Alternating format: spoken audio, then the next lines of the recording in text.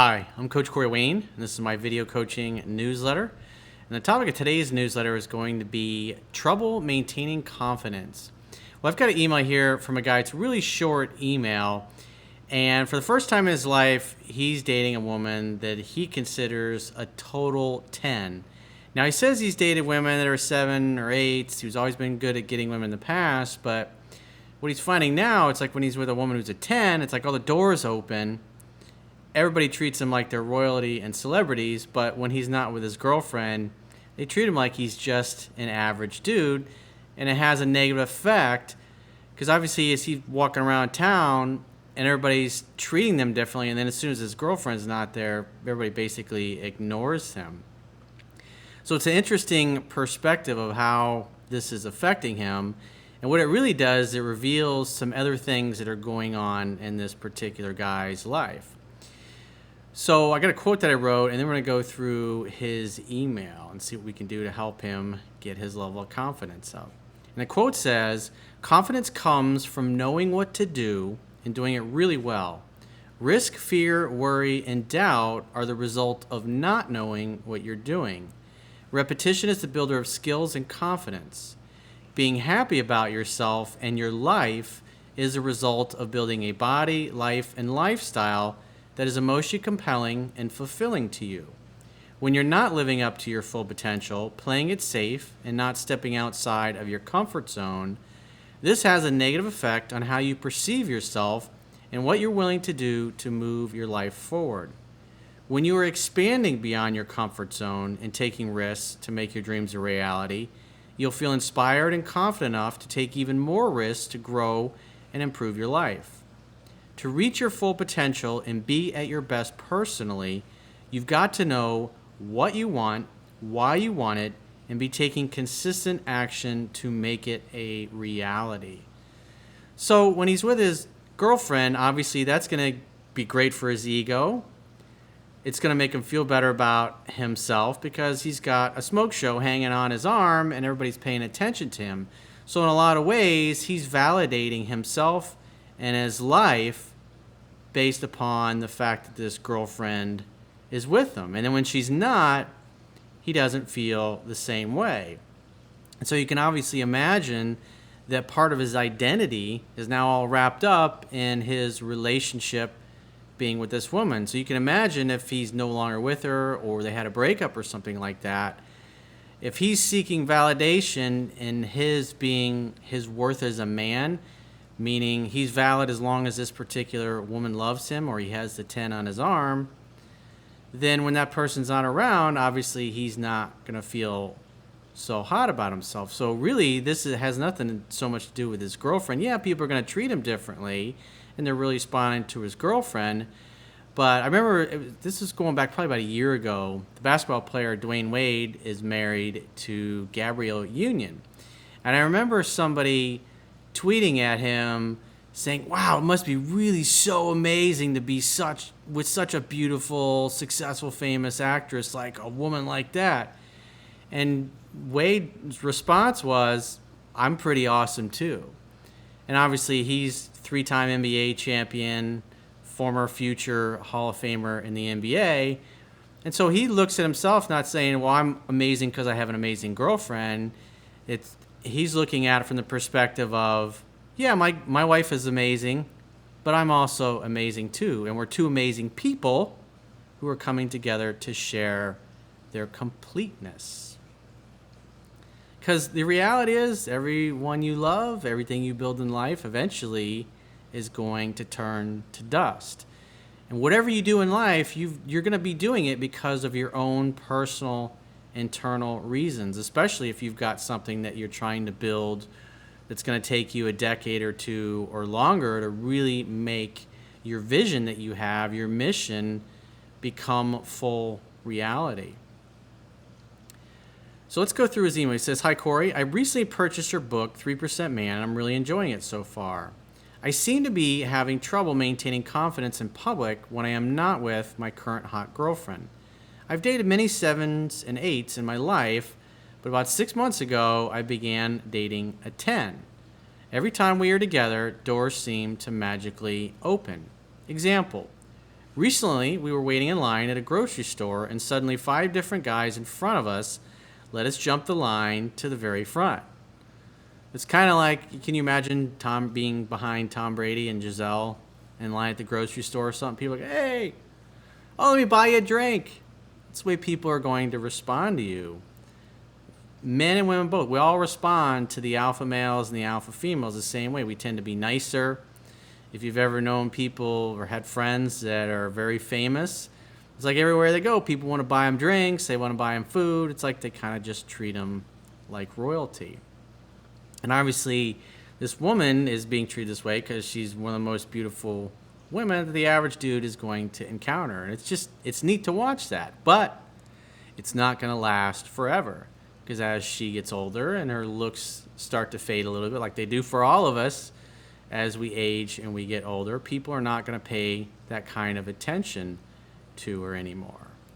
So the key is that you can't seek validation in other people or circumstances or things outside of yourself, because if those circumstances or those people are no longer in your life, then everything that you wrapped up in getting your validation from them, now they're gone.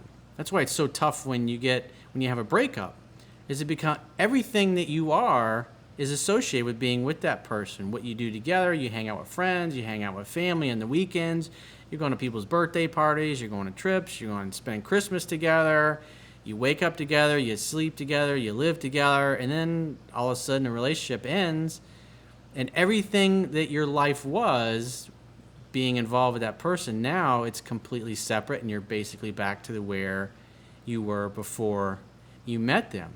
And that's why it's so important, and I talk about this a lot in my first book, How to Be a 3% Man, is that you got to get to a place in life where you're really happy and you love yourself and you love your life and you love your lifestyle when you're single.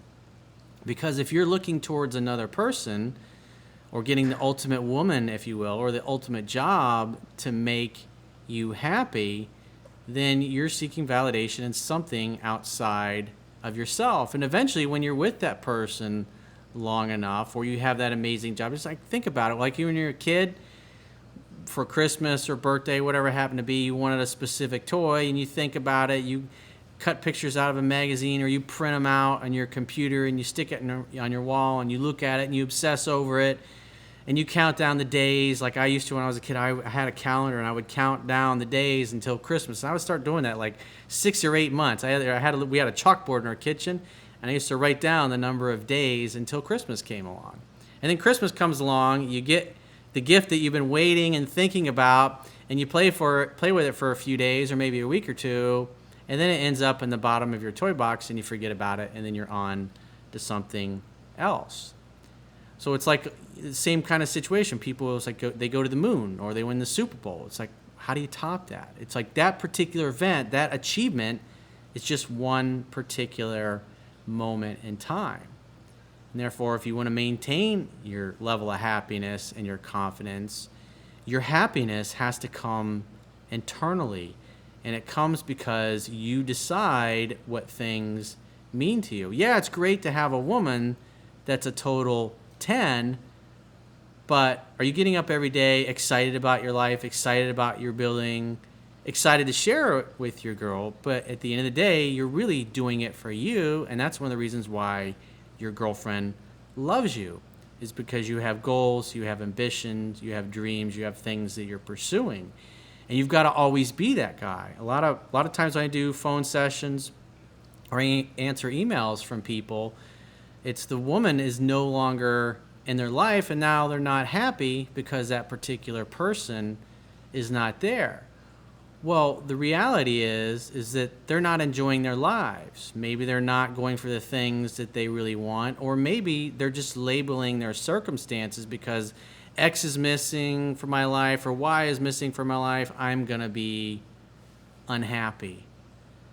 And so it's an art more than anything, but the key is that your happiness is a conscious choice that you make day in and day out.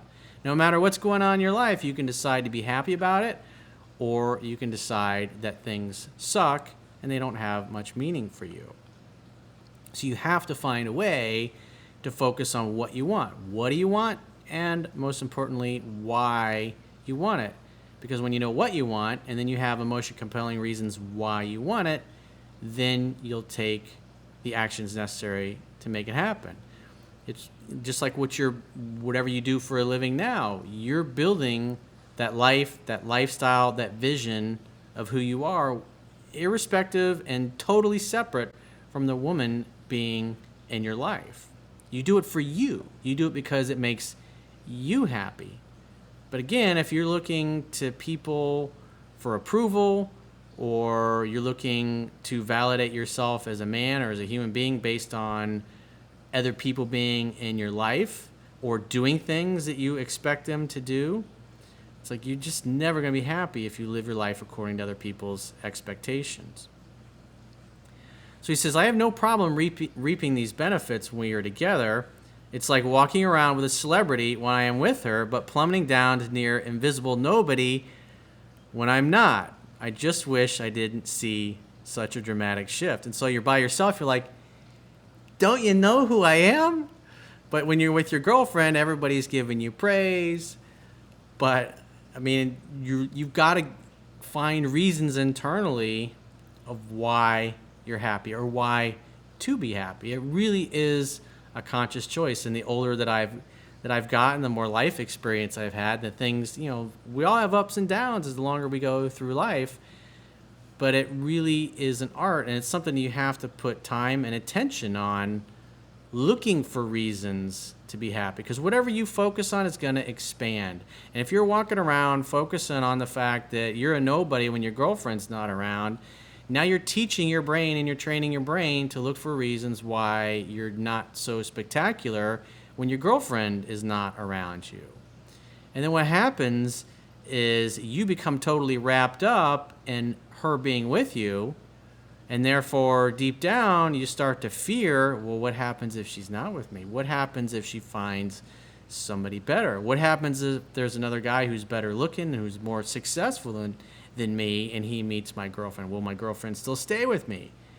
And when those thoughts start to go in your mind, because that's a scarcity mindset, you deep down don't believe you're worthy enough, and it's probably just a matter of time before she leaves you, then you're going to start saying things and doing things that are going to cause your girlfriend's perception of you to change. And instead of her feeling like, I've got this awesome guy with me, then she's going to start to think, maybe he's not the best guy for me.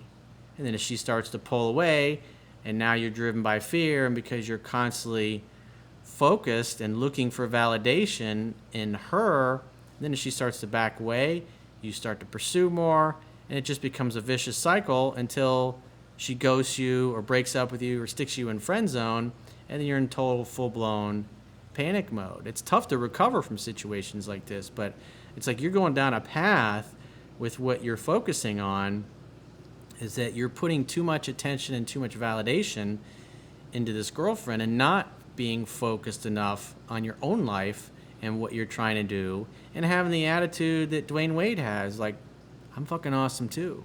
I bring a lot to the table as well. I'm a catch as well. You have to perceive yourself as such, and you want to act from that place, from that self-perception that I'm awesome. And you know what? Worst case, if you ended up losing this girl at a 10, if you have a lot of self-confidence and you've done this before, because repetition's the mother of skill, then you know deep down, even though it's going to sting like a motherfucker, that eventually, with enough time, you'll find somebody better for you.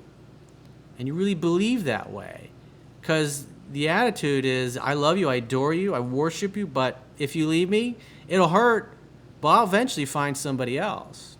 It's not a nice thing to say, but you have to look at life that way. Same thing with a job, or money for that matter. If you had money at one point and then you don't have it anymore, obviously how you recover from those things, if you have an abundance mentality, then no matter what it is, friends, money, houses, cars, girlfriends, opportunity, there's always another chance that in an hour from now, tomorrow, next week, there'll be another one that comes along. But if you feel like this is it, this is the last 10 I'm going to ever get, or this is the last time I'm ever going to have money in my bank, or this is the last time I'm ever going to have a job that's as good as this, or I'll never find another job as good as the last one, then you start to believe it. You tell yourself this story, and then you go in a job interview, and you're communicating to the people that are interviewing you that you don't think you're worthy and you don't think you deserve it. And then you're going to come off as being kind of weird and kind of awkward instead of just making a friend and being content and comfortable with where you are in life. So if I were you, I would definitely get refocused on your mission and your purpose in life. And he says, I also run a YouTube channel and I have about 75,000 followers. I'll put a link below, and maybe I'll do a shout out for your book in my next video. Well, I appreciate that. But at the end of the day, you could look at it and say, you know what, I may be dating a woman who's a 10, but I got 75,000 YouTube subscribers, and she doesn't. So in a way, she could possibly be thinking, hey, people are responding to me because I'm with him. Did you ever consider that possibility? If you have an abundance mentality and you see yourself as being awesome, then yeah, my girlfriend's a smoke show, but hey, I got 75,000 YouTube followers because obviously I got something to say that a lot of people want to listen to. And therefore, I'm awesome. I'm a catch as well, just like Dwyane Wade perceives himself. Now, Wade has all that confidence because he's got 3 NBA rings. He's been playing a long time. And so obviously he's going to have a high level of confidence in what he's doing because he's been doing it his whole life. It's like what Warren Buffett says. He says, risk comes from not knowing what you're doing. And it's like, if you've read my second book, Mastering Yourself, I talked about my business career and the things that I went through. And if you look at some of the successes as well as a lot of the failures that I wrote about in my book, like one thing that comes to mind was the transition from television, radio advertising, billboard advertising to more of internet-based advertising. So there's like over the last 2 decades, because I have a lot of experience in marketing, I've seen that change. And so everything that I knew that worked in television advertising and radio advertising and print advertising, that gave me a lot of confidence to do those things.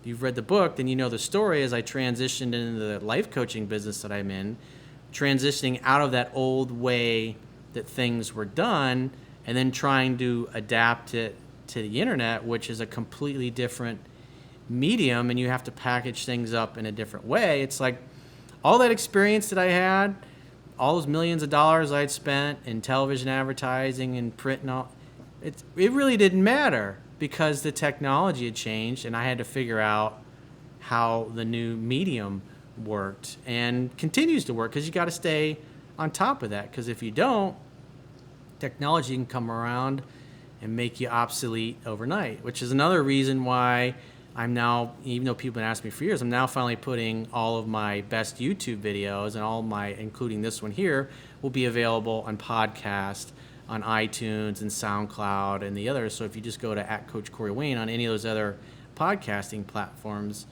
you can find me there.